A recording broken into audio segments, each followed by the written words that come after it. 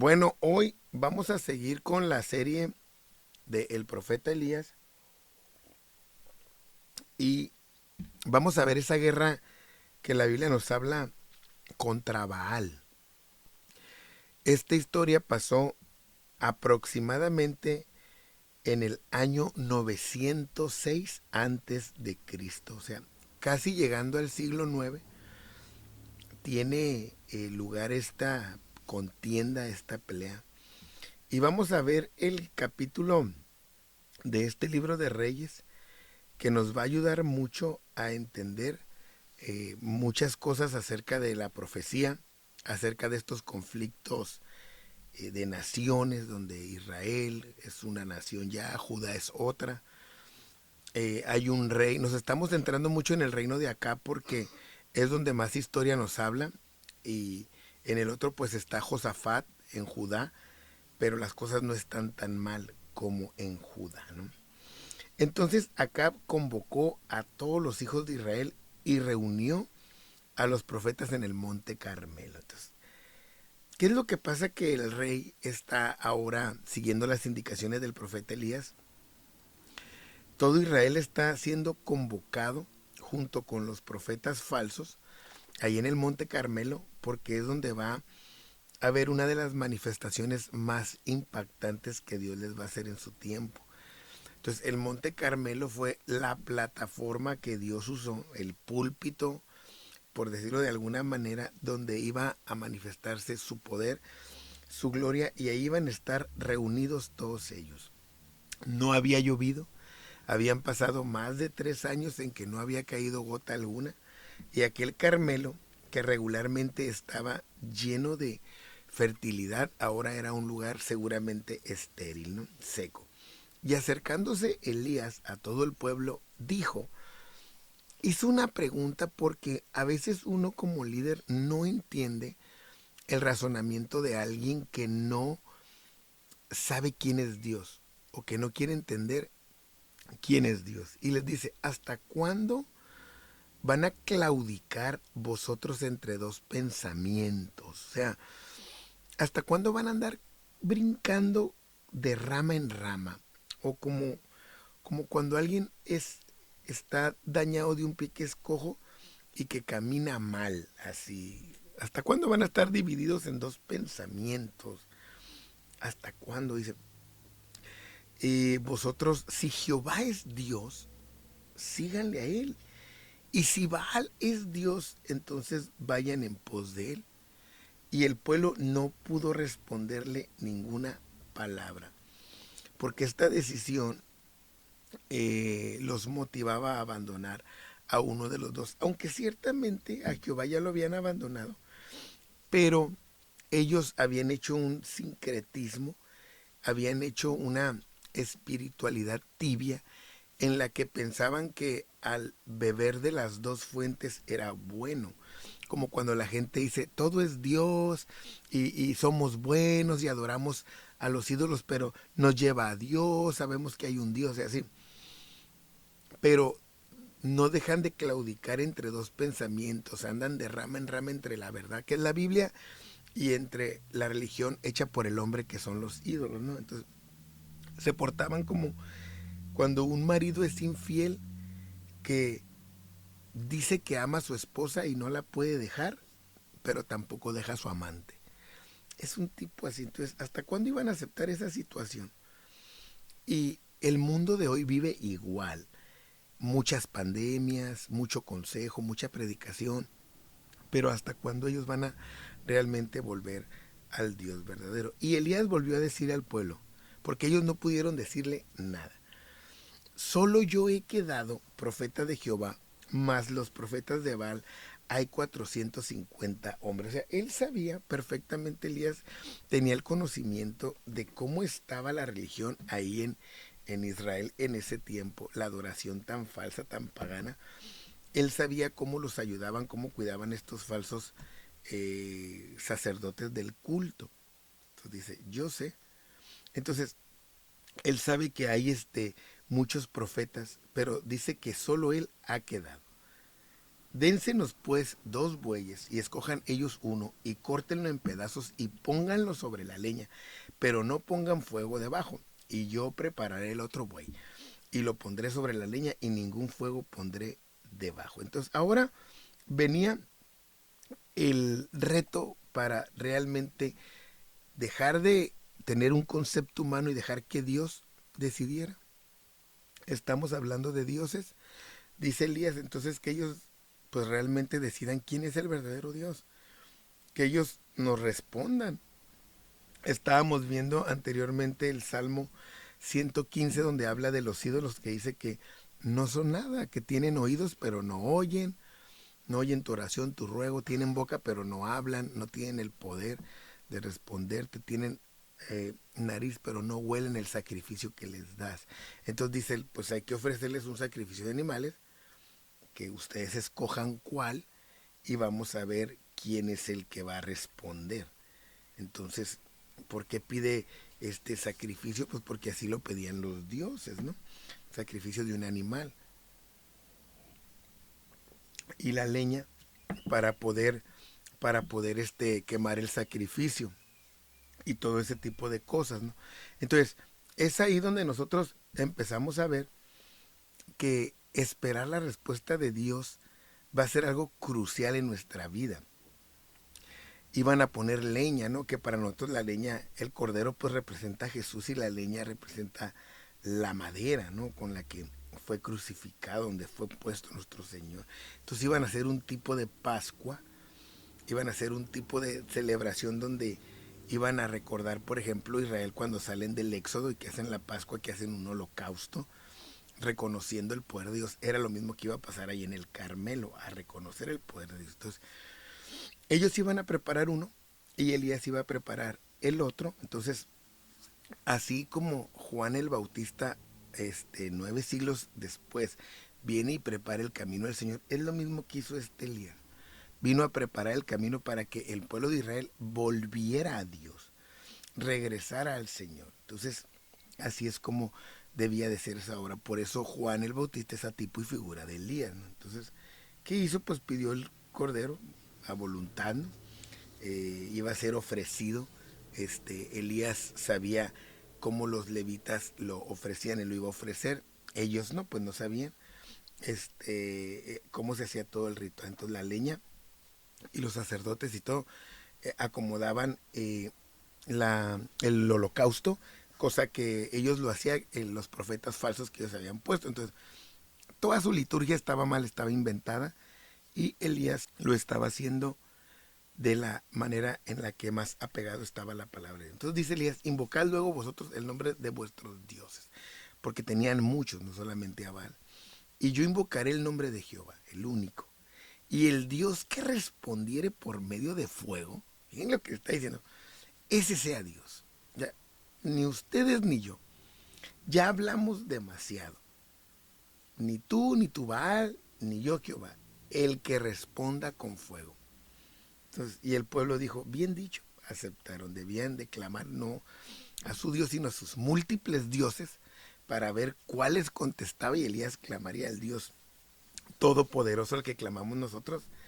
Y el Dios que atendiera, ese iba a ser el Dios al que le iban a dar la gloria. Entonces, Elías dijo a los profetas de Baal, ustedes escojan y prepárenlo primero, porque ustedes son más, son muchos, pero no le pongan fuego. Y ellos tomando el animal que les fue dado, porque no se atrevieron a escogerlo, lo prepararon, invocaron el nombre de Baal. Dice la Biblia que desde la mañana hasta el mediodía diciendo, Baal, respóndenos, pero no había voz, ni quien respondiese. Entre tanto ellos andaban saltando cerca del altar que habían hecho. Es decir, lo hicieron entre todos. Desde temprano llegó el mediodía, nadie le respondía, su adoración se ponía más intensa, entraban en éxtasis, en clímax y no pasaba nada. Estaban haciendo su Pascua, cantando cerca del altar que ellos habían hecho, que nadie se los había pedido, y estaban llevando su extremismo cada vez más fuera de lo racional, porque estaban aferrados a creer algo que no existía. Estaban casados con esa idea. Y aconteció que al mediodía Elías se burlaba de ellos. Él les decía, Grítenle más fuerte, grítenle, no ha sido suficiente, porque Dios es, o sea, para ti es tu Dios, bueno, pues sigue gritando, a ver, ¿a qué horas te contesta? Quizá está meditando. Dicen algunos etimólogos de las palabras que les está diciendo, a lo mejor está haciendo del baño, o sea, burlándose de él y de ellos. Quizás tiene algún trabajo y está demasiado ocupado que no te puede atender. O espérate porque a lo mejor viene en camino y no ha llegado, ¿no? Tal vez duerme, está cansado y hay que despertarle con más gritos. Entonces él se burlaba de todos ellos y ellos clamaban a grandes voces. En vez de usar su razonamiento, su entendimiento, al haber hecho esas figuras de Baal, de acera, de astarte, de metal, de metales preciosos, de árboles, de madera, no podían llegar al entendimiento de que estaban totalmente errados.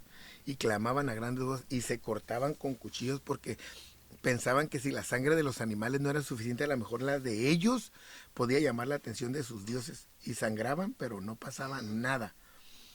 Pasó el mediodía y ellos siguen gritando frenéticamente hasta la hora de ofrecerse sacrificio, pero no hubo ninguna voz, ni quien respondiese ni escuchase. Nadie le respondió. Quedaron frustrados, quedaron derrotados, nadie. Y esta es la historia de todos los que quieren adorar ídolos. Ya habían pasado el tiempo. Dice aquí que gritaban frenéticamente y el hebreo dice que estaban profetizando, o sea, ellos mismos ya estaban alucinando que tenían mensajes y palabras. Ya su mentalidad los había llevado a esta alucín, pues era una alucín ya el que tenían. Entonces Elías dijo a todo el pueblo, acérquense a mí, y todo el pueblo se le acercó y él arregló el altar que estaba arruinado. No inventó un altar, no puso otro altar. Ahí estaba un altar que antes había sido de Jehová, pero que estaba destruido. Ahí. Ahora, ¿cuántas veces tú has conocido personas, uno mismo ha conocido, que antes Dios los usaba? Que eran unos hombres, unas mujeres prendidas en la obra de Dios. Y dejaron que su altar se fuera deteriorando, se fuera arruinando, se fuera destruyendo. ¿Cuántos? Y que ya después ya vimos que quedaron en el abandono. Ya no se supo de ellos, ya no se oyó, porque pecaron, porque hicieron algo mal, porque los criticaron, porque no los apoyaron. Puede ser muchas cosas, porque no les fue bien. Entonces, ¿cuántos han vivido así, con ese altar derribado, donde Dios no puede poner fuego? Estaba en el suelo, ahí lo tenían rendido, abandonado. Entonces, dice la Biblia que Elías fue y tomó 12 piedras, conforme al número de las tribus de Jacob, el cual dice había sido dado palabra de Jehová diciendo Israel será tu nombre. Entonces él hizo un altar representando todo el pueblo de Dios, como diciéndoles a ellos, ustedes son parte del pueblo, ustedes aunque son Israel son parte de Judá, para Dios son un pueblo. Entonces como son un pueblo para Dios es una adoración, no hay otra adoración, es una religión, es una ley y ustedes ya tienen otra. Eso es lo que les estaba diciendo Elías al juntar las piedras. Entonces lo edificó y hizo una zanja alrededor del altar en que cupieron 2 medidas de grano. O sea, hizo una zanja profunda, profunda la hizo, para que ellos vieran que significaba también que esa zanja había una separación entre lo real, entre lo divino y ellos. Había una zanja profunda que no podían cruzarla, porque así lo habían hecho con la idolatría. Preparó luego leña y cortó el buey en pedazos y lo puso sobre la leña, lo acomodó, lo arregló el holocausto y dijo, llenad 4 cántaros de agua y derramarla sobre el holocausto. Así lo hicieron hasta que derramaron 12 cántaros. O sea, estaba empapadísimo eso. Hasta para prenderlo de una manera natural iba a ser difícil porque estaba totalmente mojado. Así lo hizo Elías. Entonces, ¿por qué lo hizo así? Porque a veces eh, dicen que los antiguos idólatras cavaban túneles y por abajo ellos prendían los holocaustos para que la gente pensara que lo había hecho su Dios. Fíjense. Entonces, lo que Elías está haciendo es evitar toda duda de lo que va a pasar ahí. Entonces, llegó la hora de ofrecerle el sacrificio al Señor y se acercó el profeta Elías después de que está empapado todo, todo. que esa agua representa el Espíritu Santo, el Espíritu de Dios, que tiene que empapar todas nuestras ofrendas, todos nuestros sacrificios, todos nuestros holocaustos. No debe de quedar nada seco, nada árido. Entonces él aquí se acercó al profeta y dijo: Jehová, Dios de Abraham, de Isaac y de Israel, sea hoy manifiesto que tú eres Dios en Israel, y que yo soy tu siervo, y que por mandato tuyo he hecho todas estas cosas. Elías oró a ese Dios histórico de los patriarcas, el que Dios había llamado y les había dado fundamentos, y esto sería inolvidable para que ellos entendieran que Baal era un Dios falso. Nada era de su invención. Dios le había indicado a Elías lo que tenía que hacer. Entonces, por eso lo importante de la historia, porque ellos tienen la seguridad de lo que Dios hizo desde los antiguos. Por eso Elías apela a ellos y dice: respóndeme, Jehová, respóndeme, para que conozca este pueblo que tú, oh Jehová, eres el Dios, y que vuelves a ti el corazón de ellos. ¿En qué tiempo está haciendo esto Elías? Cuando era un hombre lleno de fe. No había llovido por su palabra. Acuérdense, lo habían alimentado los cuervos a este hombre.